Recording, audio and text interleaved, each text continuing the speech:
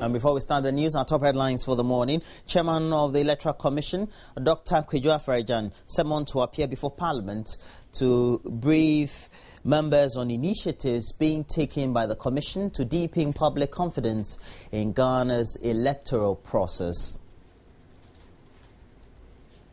Psychiatric hospitals soon to be built in all regional capitals in the country as part of plans for mental health care to be made more accessible.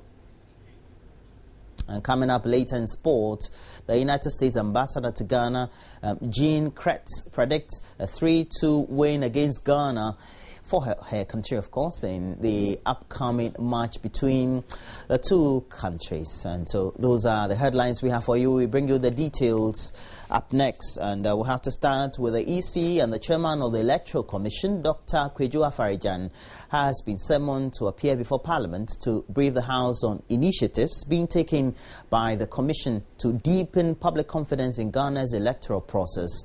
The Electoral Commissioner, Dr. Kweju Afarajan, is expected to meet members of Parliament on Wednesday, although the Majority Leader, Dr. Benjamin Kumbo, who announced the meeting with the Electoral Commission Chairman on Friday, did not provide further details.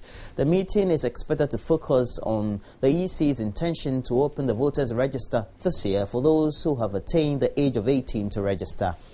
The announcement by the Electoral Commission to open the register has generated much public debate.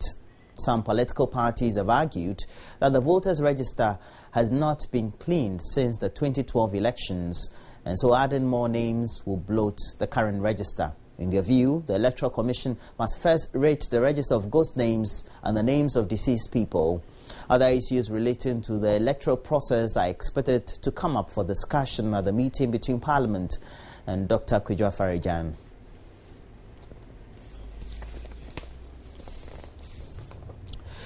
We'll have to stay on politics, and the National Democratic Congress constituency executives in the Bongo constituency of the Upper East region, together with some party sympathizers, are protesting the removal of the regional minister, Dr. Ephraim Avianso.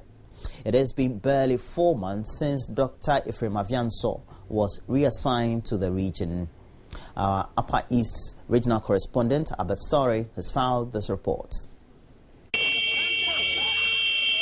Party supporters from Dr. Ephraim Inso's hometown of Bongo hit the streets to register their dissatisfaction with President John Mahama's decision to remove Dr. Inso.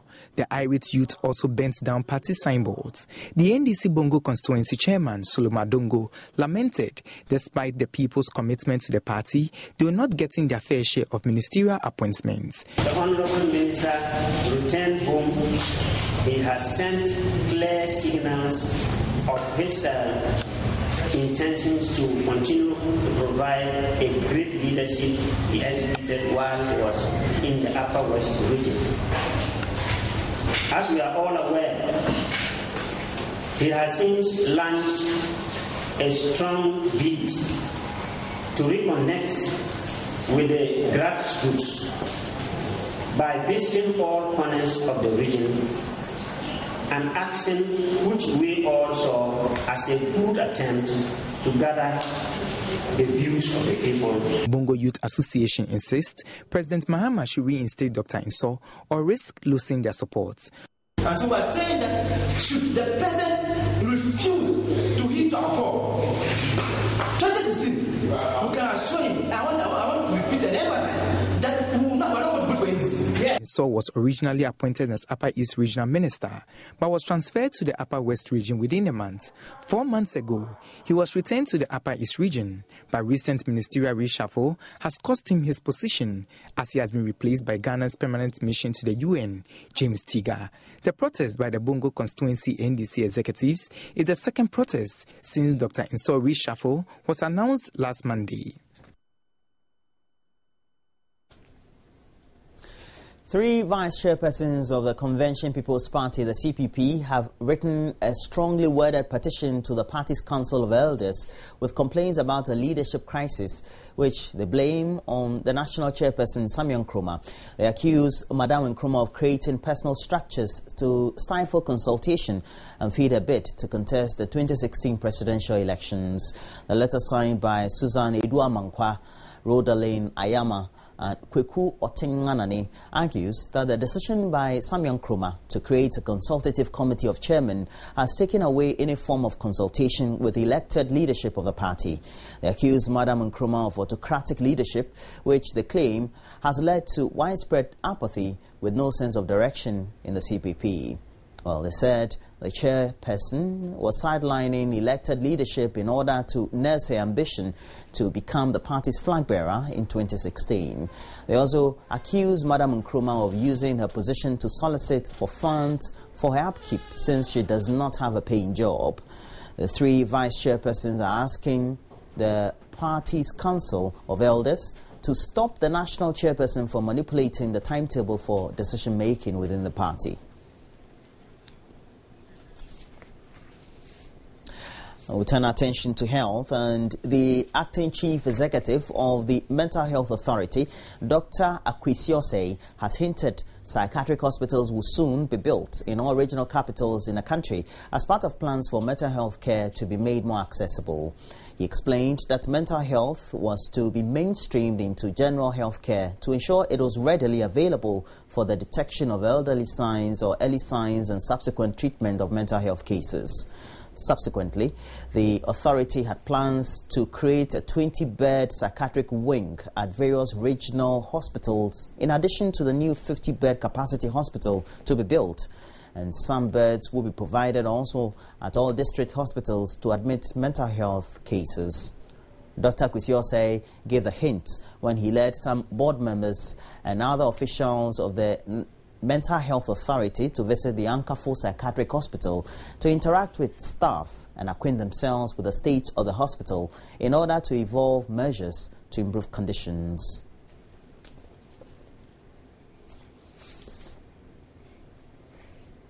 Meanwhile, the Health Ministry has formally written to the board of the Kolebu Teaching Hospital to return all 9 luxury vehicles said to have been bought by the ministry. This comes after the hospital's Senior Staff Association petitioned the president over concerns the management were misappropriating internally generated funds to buy luxury cars. Chairman of the Kolebu board, Edianan, last week told Joy News they will not return the luxury cars because the ministry had not asked them to do so. However, a letter intercepted by Joy News confirms the ministry has directed the beneficiaries of the cars to pay for them on hire purchase for the returned cars to be given back to the ministry. The letter dated June 12, 2014 and signed by the Health Minister Shariaite and addressed to the chairman of the board of Kolebu Teaching Hospital said, based on earlier discussions between the ministry and the chairman of the board on June 10, the beneficiary directors were made to pay for the cars in installment for 7 years because there was no approval from the ministry that internally generated funds will be used in purchasing the cars. The letter said if the officers are not interested in paying on hire purchase, the cars must be returned. This is the day the Lord has made, and for we Ghanaians, we will definitely rejoice today because Ghana is up against USA, and it is the World Cup opener for the Black Stars. Good morning and welcome to the sports segment on the AM show with me, Benedict Usi. The sports segment is proudly brought to you by Cowbell Milk. We are definitely going to talk Black Stars, and straight away, Black Stars captain Asamoah Gyan is confident that Ghana will overcome the USA today in their opening World Cup game. The Alliance striker is worried that Janine Klinsmann squad will be out to turn the tables this time around. The Black Stars beat the USA at the 2006 World Cup in Germany and also in South Africa.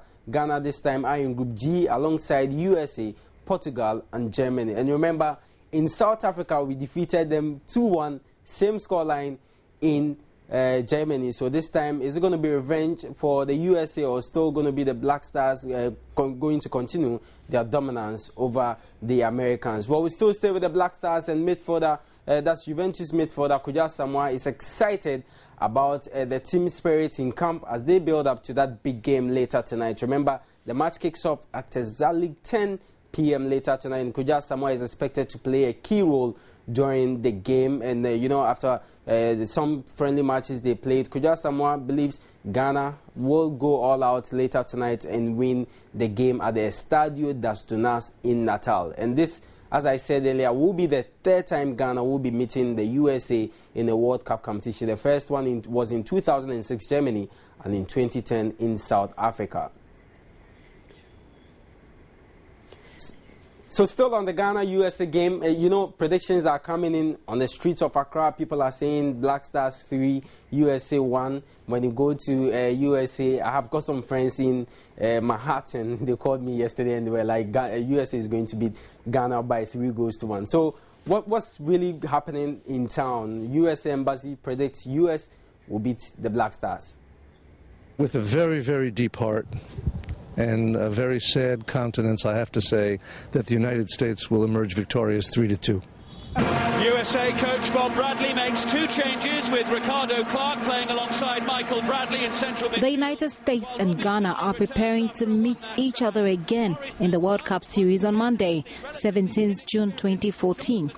So we gave the platform to U.S. Ambassador Jean Kretz to assess their chances. Ambassador Kretz sees the game as a competition between U.S. tennis players Venus and Serena Williams. We know we have a challenge, but it's very much, I was thinking about this, our relationship, the American relationship with Ghana is so close that in thinking about the impact of the game, I thought about the competition between Serena Williams and Venus Williams. When they go on the court, they are, they're still sisters, but they're competing hard against each other. And once the game ends, they go back to being close sisters. But he still dressed the fixture. As we look to the game, that's how I think we're looking toward it. As unfortunate, in fact, that this is the third time that we've had to meet so early on, and it's very disheartening, actually, that being so close to each other as countries and cultures and peoples, that in the first round one of us has to do damage to the other. So maybe sometime in the future, if we can be in a different round, it would be better, so that we could both meet in the final, perhaps. So I had an interesting suggestion. After losing twice to Ghana in the World Cup, maybe America should just focus on basketball. He says it's an American thing to pursue everything. It's true that while the United States, excels in basketball and baseball, soccer has become really part of the American sports landscape. And while it doesn't perhaps engender the kind of raw emotion that we see among Europeans and African populations, it is still very popular. And the United States, we compete everywhere. We're not going to cede the field to anybody in any sport or in any other endeavor. It's a good, healthy competition, and if we win, we win. If we lose, we lose. So what does America have now that makes them so confident of victory? Hard to say. The coach himself is talking tough. I mean, the coach of the American team has said that I believe something to the effect that unless this team plays its very, very best every minute, it's not going to make it to the finals. So I don't know what the comparative advantage is. I think there's 2 good teams going out on the field, 2 friendly teams, 2 teams that respect each other, and may the best team win. Already, a number of surprises are emerging in the World Cup series, like the Netherlands-Spain incident. Perhaps that's what gives the Americans the much-needed hope as they wait on Monday. See you on Monday. Well, as Ghana prepares to meet a country that it has beaten twice again, the United States of America's ambassador to Ghana, Jean Kretz, says he wished that they wouldn't be in the same category with Ghana. But as he says, America does not give up no matter what. We wait for the scores. Gifty Andopia, Joy News, American Embassy, Accra. So the vibe in town, all that people are talking about is the Black Stars game against the USA later tonight, and that game is at exactly 10 o'clock. Make sure you tune to Joy Sports on Joy FM for live commentary involving the Black Stars of Ghana and the USA. We still stay with World Cup issues, and Ivory Coast scored 2 goals in as many as minutes to come from behind and get their 3rd World Cup campaign off to a winning start with a victory over Japan. The Elephants trailed to a stunning Keisuke Honda strike in the first half, but the introduction of Didier Drogba as a substitute inspired a comeback, with Winfred Bony equalizing after meeting Serge Auriel's cross. The victory at Recife's Arena moved Ivory Coast level on 3 points at the top of Group C, with Colombia, who beat Greece 3-0. Ivory Coast, appearing in their third World Cup just like Ghana, have never gone past the group stage, but will fancy their chances after a spirited performance over the weekend. So organizers of the Qatar 2022 World Cup have robustly defended its bidding process against what it claims are baseless allegations. In a statement, Qatar 2022 says reports of impropriety around the voting for the 2018 and 2022 World Cup tournament are a flagrant attempt to prejudice an ongoing independent investigation. A FIFA ethics committee led by lawyer Michael Garcia is looking into the 2018 and 2022 bidding process. His recommendations are due next month.